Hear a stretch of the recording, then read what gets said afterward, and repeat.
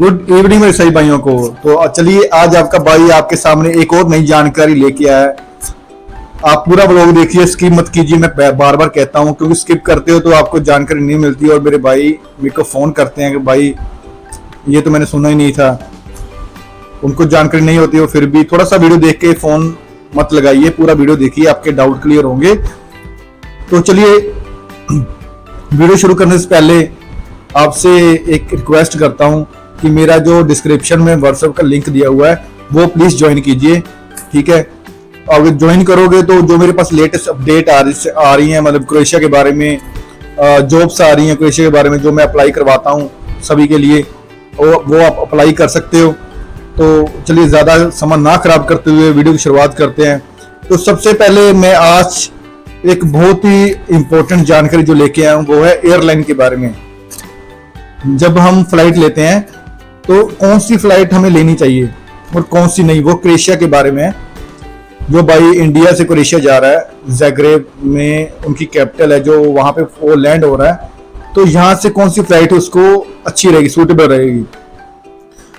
बीच में 4-5 ऐसे बातें हो चुकी हैं कि जो मेरे भाई पोलिश एयरलाइन ले रहे थे, वैसे पोलिश एयरलाइन अच्छी थी, जो जिनका उनका स्टे पड़ता था पोलैंड में, वॉर्सा में जो उनकी कैपिटल है, तो वहां पे उनको फिर क्वेश्चनिंग हुई, सवाल जवाब हुए, ठीक है।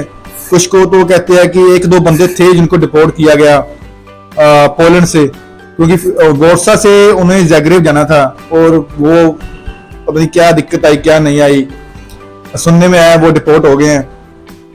तो मैं नहीं चाहता कि भाई कोई ऐसा आपके साथ हो, सवाल जवाब होना। कुछ कंट्री ऐसे करती हैं, तो आप गल्फ एयरलाइन जैसे कतर एयरलाइन होगी, टर्किश एयरलाइन होगी, तो आप वही एयरलाइन चूज कीजिए, ठीक है। कतर, टर्किश एयरलाइन और गल्फ एयरलाइन, कोई भी गल्फ एयरलाइन कोई अच्छी आपको दिख रही है उसका ही टिकट करवाइए, क्योंकि जो दोहा, कतर, दुबई, शारजा में रुक रही है, ठीक है, वहां पे कोई सवाल जवाब नहीं हो रहा, वहां पे सीधी आपको टिकट प्रोवाइड की जा रही है आगे जाने के लिए। तो जो टर्की में भी उतर रहे हैं, ठीक है, वो भी सही है, उनको भी लेना चाहिए, टर्की का टिकट लेना चाहिए टर्किश एयरलाइन का, वो भी सवाल जवाब नहीं कर रही। तो पहली बात तो मैं ये क्लियर करनी थी एयरलाइन के बारे में। इसके बारे में कोई मन में डाउट हो तो मेरे को पूछ लेना। और दूसरी बात, देखो ज़ाग्रेब में जो मेरे भाई वर्क परमिट के लिए जा रहे हैं उनको अकोमोडेशन का थोड़ा बहुत प्रॉब्लम जरूर आ रहा है, ठीक है। और आपके जो एजेंट है या कुछ आपके जिससे आप वीजा लगवा रहे हो, वो आपको 10-15 दिन की अकोमोडेशन अपने खुद से दे रहे हैं, अपने पास से दे रहे हैं। अकोमोडेशन प्रॉब्लम इसलिए आ रही है, ज़ाग्रेब कैपिटल कंट्री है, सॉरी कैपिटल सिटी है, जिसमें बहुत से लोग टूरिस्ट वीजा पे आ जाते हैं और बहुत से जो उनके एयरबीएनबी के घर होते हैं वो सभी बुक हो जाते हैं। तो आपको कुछ दिन थोड़ा अलग स्टे करना पड़ता है, फिर कंपनी का एम्प्लॉयर आपको अकोमोडेशन प्रोवाइड कर देता है। पर थोड़ी सी प्रॉब्लम ज़ाग्रेब में आ रही है, तो थोड़ी प्रॉब्लम ज्यादा नहीं है। और जो मेरे भाई, मैं एक बात कहना चाहता हूँ, जो मेरे भाई कार्लोवैक, टूला, रिजेका, विरासदिन, ओज़ेक, नोवा, ग्रासदिन, ज़दर, ओजलिन में जा रहे हैं, सॉरी मैंने तेज बोला है, पर मैं ये कह रहा हूँ जो भाई ज़ाग्रेब के बाहर जा रहे हैं उनको अकोमोडेशन कोई प्रॉब्लम नहीं आ रहा, अकोमोडेशन को फर्स्ट डे से मिल रही है। बस ये सिर्फ ज़ाग्रेब में हो रहा है कैपिटल, क्योंकि वो कैपिटल है, कैपिटल होने के बाद आपको पता ही जो भी कैपिटल होता है वो फुली होता है, वो टूरिस्ट प्लेस होता है ना, तो इसलिए। और उसके बाद जो मेरे भाइयों का क्वेश्चन आ रहा है वो होटल इंडस्ट्री से है। जो भाई मेरे होटल इंडस्ट्री में जा रहे हैं, जैसे मान लो कि वो वेटर में जा रहे हैं, हाउस कीपिंग में जा रहे हैं, किचन हेल्पर में, जहाँ वो कैफे में जा रहे हैं, वो पूछ रहे हैं कि भाई वो ये काम यहाँ पे 12th मंथ होता है या नहीं होता। भाई यहाँ पे काम देखो, जब क्रोएशिया शेंगन में नहीं आया था तब मैं ये सीजन वाइज चलते थे, कि जैसे सीजन आया तो ये सीजन वाइज चलता था ये काम। अब क्या है कि ये अपना क्रोएशिया शेंगन कंट्री में आ गया है, तो अब ये ऑल ओवर पूरे 12th मंथ के लिए कोई भी आप जॉब कर रहे हो ना होटल लाइन की, तो ये 12th मंथ चलेगा ही चलेगा आपका, ठीक है। चाहे वो कोई आइलैंड है, क्योंकि क्रोएशिया में बहुत सारे आइलैंड्स हैं, जैसे ग्रीस में आइलैंड्स हैं, इटली में आइलैंड है, तो क्रोएशिया के पास भी अपने खुद के बहुत सारे आइलैंड जहाँ पे बहुत सारे 5 स्टार 7 स्टार होटल बने हुए हैं। अभी पहले ऐसा नहीं था, 6 मंथ के लिए वहां पे टूरिस्ट प्लेस चलता था, तो 6 मंथ बंद हो जाता था। अब उन्होंने क्या किया, 12th मंथ ही शुरू कर दिया, क्योंकि टूरिस्ट बहुत ज्यादा आ रहा है। आपके पास इतना काम होगा, इतना काम होगा कि आप कहोगे यार ओवर टाइम लगा के भी आप लाख लाख 100 लाख रुपए आराम से कमा लोगे, जो अपने घर वालों को बेच सकते हो। अभी क्रोएशिया फुल लॉन्च चल रहा है। तो अगली बात है फैक्ट्री वर्कर्स के लिए, फैक्ट्री हेल्पर्स के लिए। तो मैं ये कह रहा हूँ जिनके फैक्ट्री हेल्पर वर्क परमिट लगे हुए थे, अभी देखो जहाँ पे क्रोएशिया में क्या चल रहा है, क्रोएशिया ने अभी थोड़े थोड़े से बंदों को लेना बंद कर दिया है, उनके वर्क परमिट फंसे हुए हैं जो फैक्ट्री में गए थे।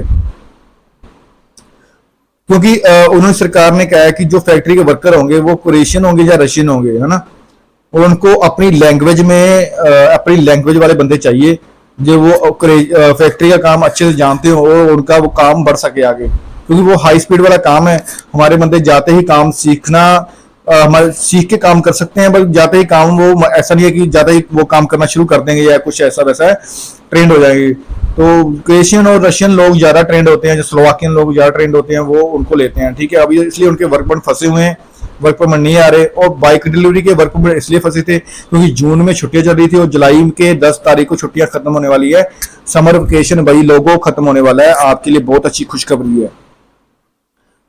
होटल लाइन की बात हो गई, बाइक डिलीवरी की बात हो गई, ठीक है, फैक्ट्री की बात होगी। अब कंस्ट्रक्शन लाइन की बात करते हैं। कंस्ट्रक्शन लाइन में जो भी भाई स्किल्ड है, जैसे वो मेसन, टाइल मेसन है, सॉरी फैब्रिक में है, जो भाई बलडोजर में चला सकता है, जो भाई अपना एस्कावेटर ऑपरेटर है, उनके लिए भाई क्रोएशिया में नया काम आने वाला है। क्योंकि क्रोएशिया में बहुत सारी बिल्डिंग्स नहीं बनने वाली है, शेंगेन में आने के लिए बहुत सारे काम आने वाला है। अपनी डॉक्यूमेंटेशन रेडी रखो, एसएसपी वाली पीसीसी या पासपोर्ट वाली पीसीसी या पोस्टल करवा के रखो, बहुत सारे काम आने वाला है। आप रेडी रहो, रेडी सबके लिए, ये सबके लिए काम आने वाला है। होटल इंडस्ट्री से लेके सब कुछ होने वाला है। आप डॉक्यूमेंट रेडी रखो, मैं जैसे ग्रुप में डालता हूं तो आप अप्लाई कर सकते हो, ठीक है। कोई और भी एजेंट मिलता है, मेरे से अच्छा एजेंट मिलता है आपको, आप उससे भी अप्लाई करवा सकते हो।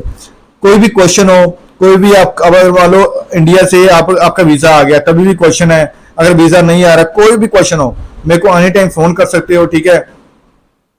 हमारे जैसे वीएफएस में भी क्या है कि हालात सही होने वाले हैं, वीएफएस का भी काम फास्ट होने वाला है। जो बैकलॉग है धीरे धीरे खत्म हो रहा है, तो जिन भाइयों के सबमिशन हो गया था उनके वीजा भी आने शुरू हो गए हैं, और जिनके नहीं आए वो भी आ जाएंगे। मैं भगवान से दुआ करता हूँ कि मेरा भाई कोई भी ऐसा ना हो जिसका वीजा, कोई ऐसी रिफ्यूजल का चांस ना हो, ठीक है। सभी के वीजा आएंगे, मैं 100% श्योरिटी की बात करता हूँ, सभी वीजा आएंगे। आप पेशेंस रखिए, सब्र का फल मीठा होता है। मैं आपके साथ हूँ, जब कोई क्वेश्चन हो, कोई जिंदगी में कोई भी, चाहे मेरे से काम करवा रहे हो चाहे किसी और से काम करवा रहे हो, तब भी मेरे को कॉल कर सकते हो आप, ठीक है। इससे मैं आपसे विदा लेता हूँ। बहुत बहुत शुक्रिया मेरे को सब्सक्राइब, मेरे चैनल को सब्सक्राइब करने के लिए, प्यार देने के लिए, अच्छे अच्छे सुंदर सुंदर कमेंट देने के लिए। तो फिर मिलता हूँ अगले ब्लॉग में।